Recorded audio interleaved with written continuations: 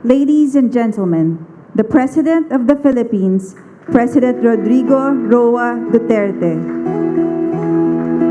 Ikaw ang Pangulo para sa pagbabago. Sawa na ang Please be seated. bayan ko sa magnanakaw na tao.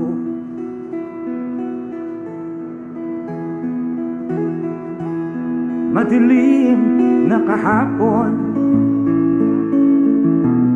ikaw ang mag-aahon sa piling mo. Good afternoon, everyone. Di ko mawawala ang Please be seated. Good afternoon, everyone. Welcome to the inauguration of the South Luzon Expressway, SLEX Elevated Extension Project, Alabang Northbound entry. To begin our program, may we call on DPWH Senior Undersecretary Rafael C. Yabut to deliver the welcome remarks on behalf of Acting Secretary Roger Mercado.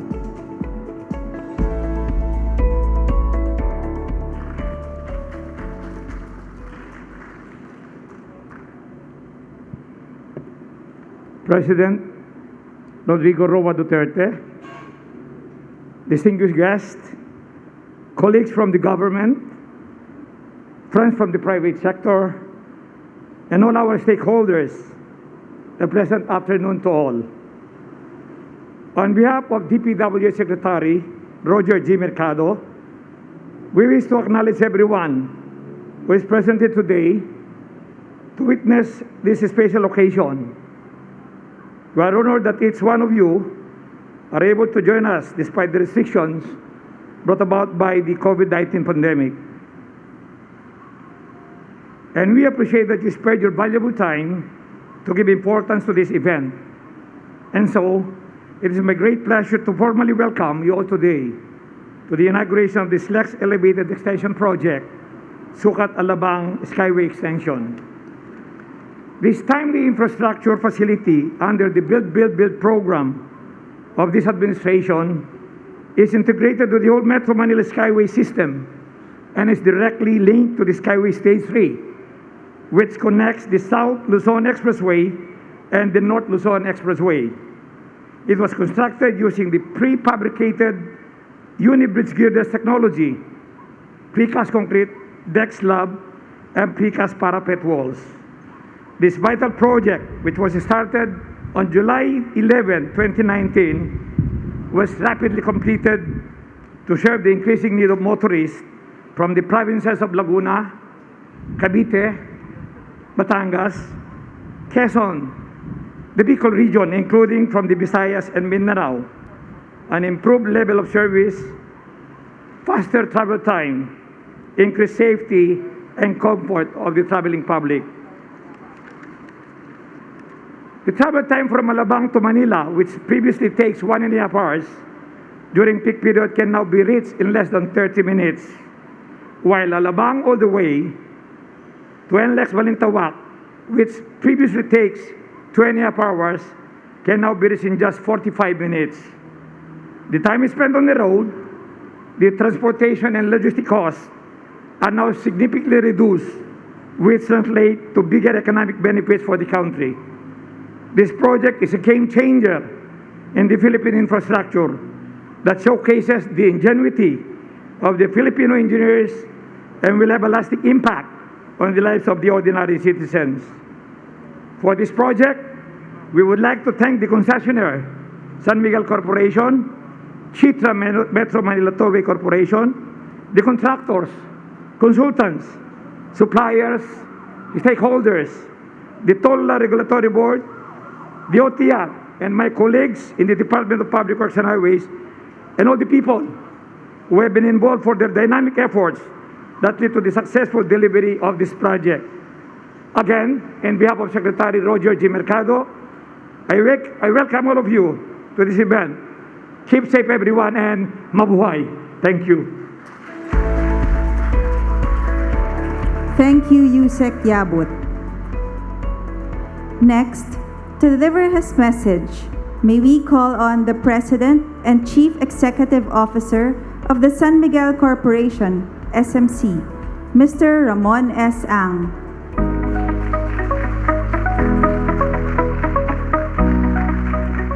His Excellency President Rodrigo Roa Duterte, Boss.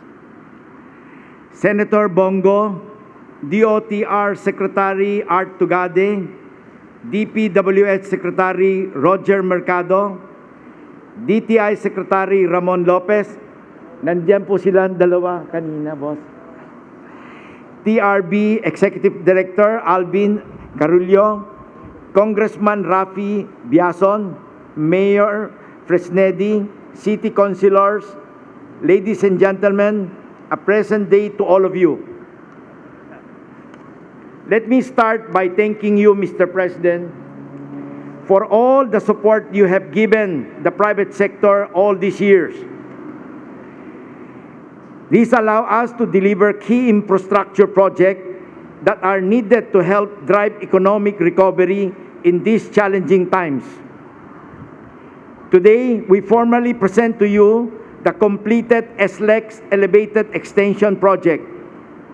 To give you a background, Mr. President, just a few years ago, traffic along SLEX would stretch to about 10 kilometers during peak time.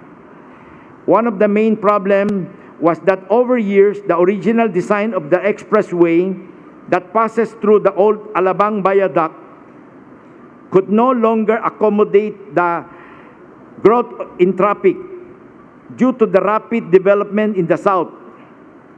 That is why in 2019, with your approval, we decided to take on this 14 billion initiative to decongest traffic and shorten travel time getting around Metro Manila. What you see here today is a product of a strong partnership between private sector and the government. This segment alone can accommodate about 200,000 cars per day northbound and southbound. With this travel time between Muntinlupa and Balintawak will now be reduced from 2 hours to just 30 minutes. This will go a long way in addressing traffic congestion, not just along SLEX and Skyway, but more importantly, on public roads that fit into the expressway. Today, hundreds of thousands of Filipino who use the SLEX, Elevated Extension, and Sky3 spend less time on the road and more time with their families. And it is all because of your strong leadership, political will, and genuine concern and love for Filipino people. Maraming salamat po, Mr. President, and mabuhay po kayo.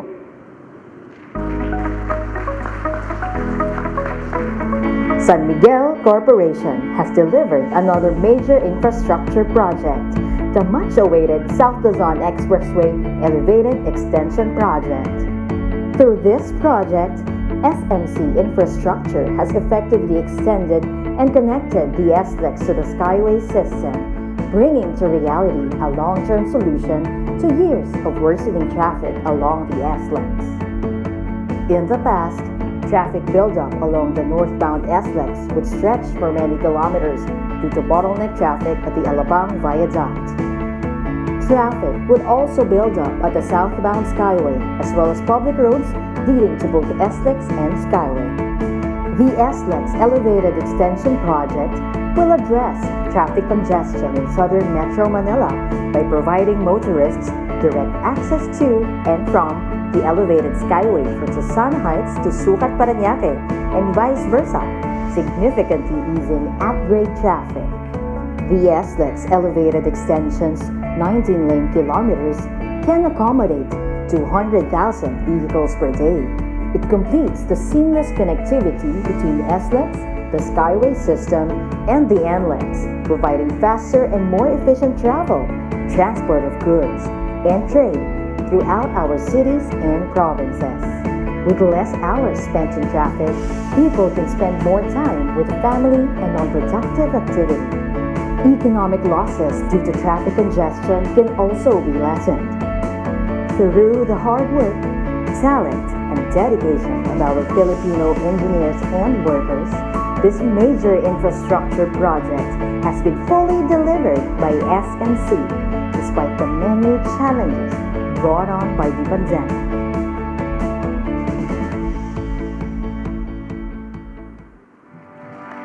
Thank you, Mr. Ang.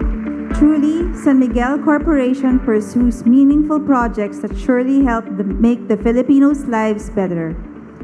At this point, may we call on DOTR Secretary Arthur P. Tugade to deliver his message.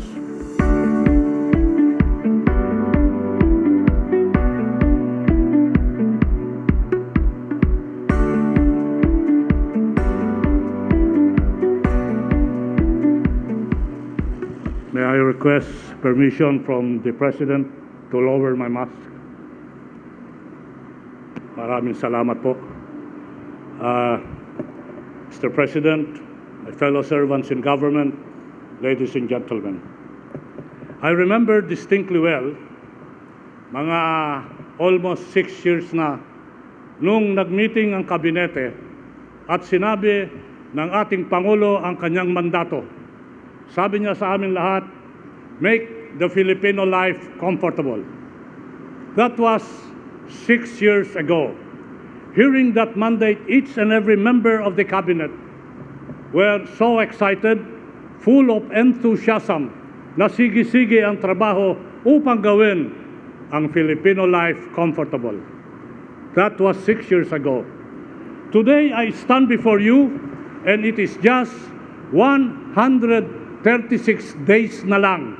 Tapos na yung termino ng ating Pangulo. 6 years ago almost, sige-sige ang activism ng kabinete. 136 days na lang ang naiiwan, sige-sige ang enthusiasm ng mga miyembro ng kabinete upang ma-deliver yung mandatong make the Filipino life comfortable. Wala hong nagbago sa enthusiasm ng mga cabinet members, wala hong nagbago sa dedication ng mga cabinet members, maski na ho 136 days na lang ang naiiwan. Bakit ho? Pagkat alam namin na sa liderato ng ating mahal na Pangulo, kailangan at kailangan ng ating bayan, kailangan at kailangan ng tao at sambayanan yung comfortable life. Wala hong nagbago dyan. At marahil tatanungin, bakit walang nagbago sa enthusiasm na yan? Bakit walang nagbago sa efforts na yan? Pagkat meron ho tayong partner sa private sector na kung saan itinalaga ang kanyang trust and confidence sa gobyerno, itinalaga at inaatang yung makapal niyang bulsa at pitaka sa mga proyekto ng gobyerno, kagaya ni Mr.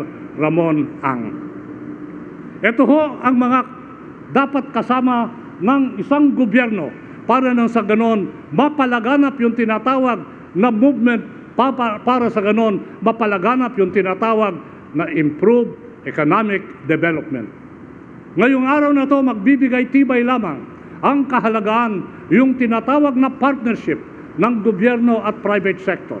Kaya nga ba't kung magkakaroon ng tunay na partnership ang private sector at pamahalaan, hindi ho magtatagal yung mga proyektong magbabago at mag-uunlad sa buhay ng Pilipino at ng sambayanan ay nandiyan ngayon.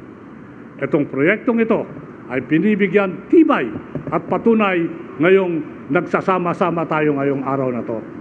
Mr. President, the enthusiasm remains. Mr. President, as we celebrate today, we affirm our commitment that the project of Build shall continue up to the last day of your term as President of the Republic of the Philippines. Maraming salamat po. Thank you, Secretary Tugade.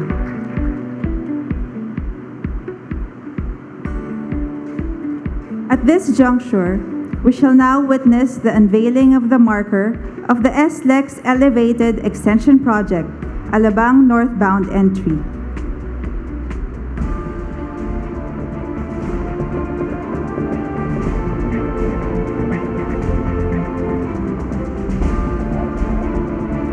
may we request the President to lead the unveiling of the marker, to be assisted by Senator Christopher Lawrence Bongo, along with Secretary Arthur P. Tugade, Senior Undersecretary Rafael C. Yabut, and Mr. Ramon S. Ang. Ready, Mr. President? At the count of 3. 1, 2, 3.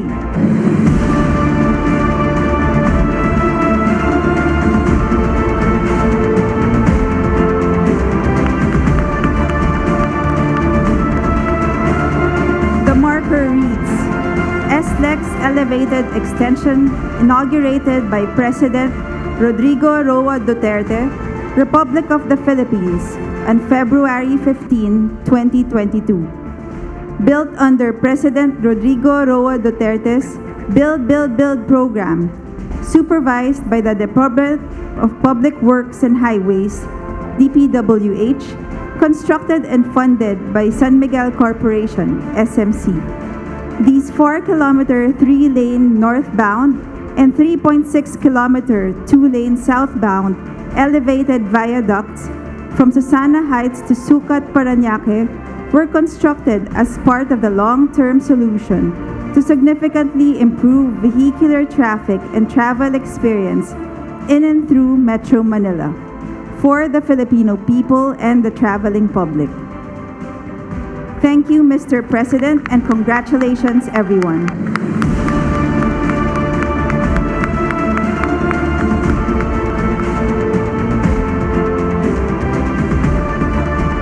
Please be seated.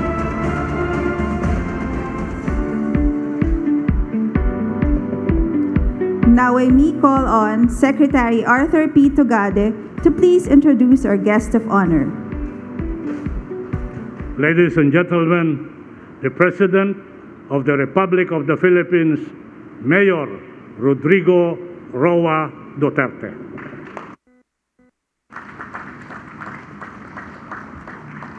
Thank you. Please sit down.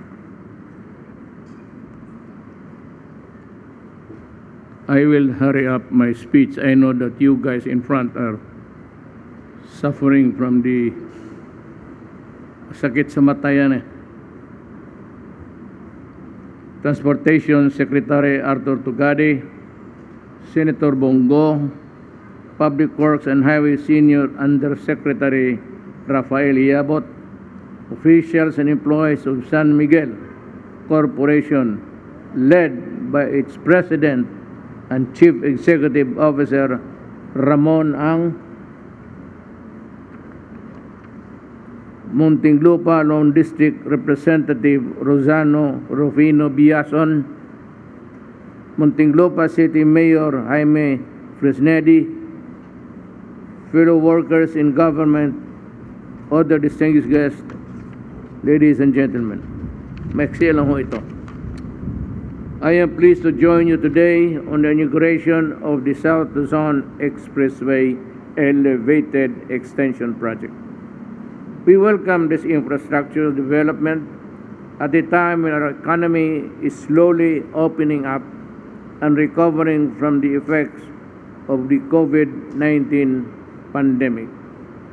I commend the Department of Public Works and Highways or its private partners for the successful inauguration of the SLEX Elevated Extension Project. Indeed, this project is a strong testament of the administration's commitment to building resilient infrastructure projects despite, as said by Mr. Monang, the present challenges. I am personally excited to see the outcome of this expansion project, which is expected to promote greater mobility, help ease traffic, and redound to the economic growth and productivity in Metro Manila and its surrounding areas. On this note, I wish to reaffirm my administration's steadfast dedication to complete critical infrastructure projects and sustainable development programs aimed towards improving the lives of all Filipinos and even beyond. To our dear kababayans, this is your government at work. Let me assure the entire nation that we will be unrelenting in the pursuit of a more comfortable life for everyone through safe and reliable infrastructures. A modern, sustainable, and inclusive society is what we envision and what we will achieve for the Filipino people. Once again, congratulations at maraming salamat sa inyong lahat.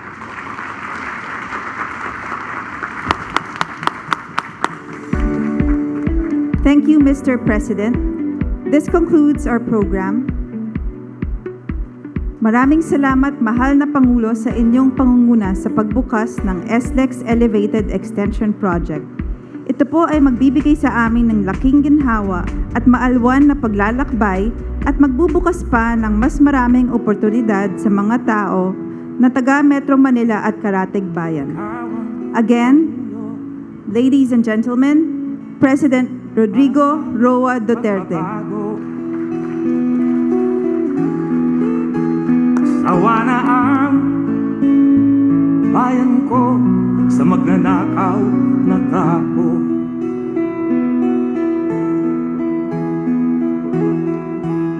Madilim na kahapon, ikaw ang mag-aahon. Sa piling mo, di ko mawawala ang korupsyon.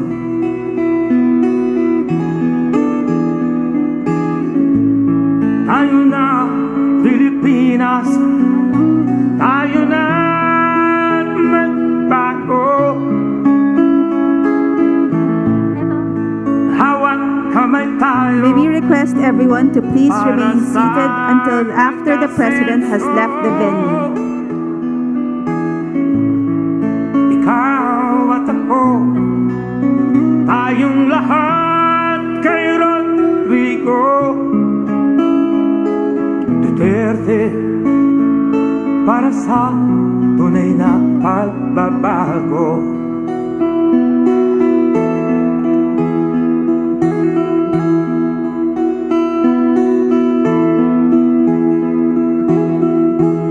Masdan mo ang paligid, talamak mga krimen, rape, droga at mga nakawan, dapat nga mapigilan.